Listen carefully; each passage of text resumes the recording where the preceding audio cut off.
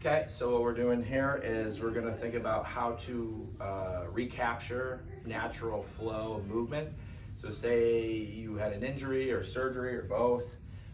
Maybe you were in a boot for a while, you weren't articulating well through your foot ankle, maybe you had like a knee replacement or even a hip replacement. And your brain, your body just aren't in sync. Things are tight, stiff, not coordinated, hard to move, even just like doing simple things like this or what would normally be simple. So we want to put this all together. Now, I will say, with this part here with the strap, if you recently came out of a boot, you're probably not going to put a lot of load and stress on your foot and ankle because those can be very sensitive structures. The knee and hip are a little bit more durable, but you don't want to put yourself in a compromising position. So if you do have a like hip precautions or something after hip surgery, definitely don't break those precautions like something like this, like internal rotation or crossing your leg or anything like that. Okay, so that's just a little disclaimer.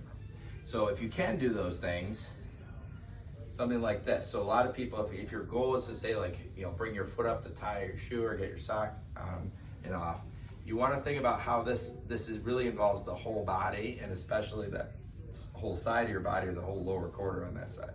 So I'm going to use the strap here to keep some tension. It just gives me a little more control and guidance.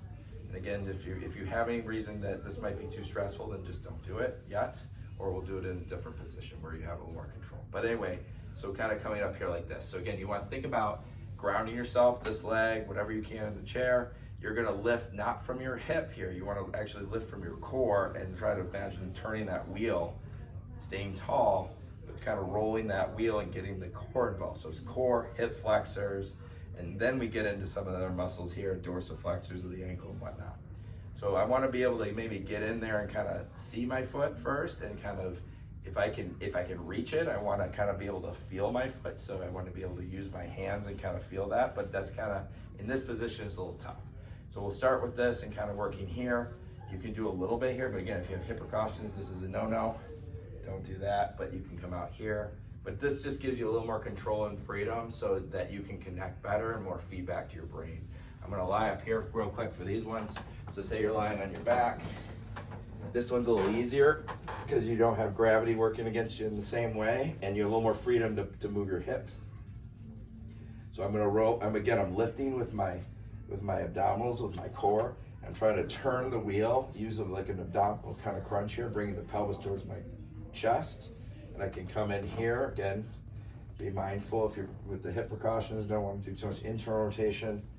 But again, like I can kind of work through and kind of feel this out. I can guide even from side to side gently, not too much stress here. I'm really mostly holding my leg up with my body, but this just gives me a little added security and control. And I can just play around with that. And then again, like I said, if you can get it up, then you can actually feel it. And then that gives you a lot of feedback from your fingers too, which is helpful. And that's that one.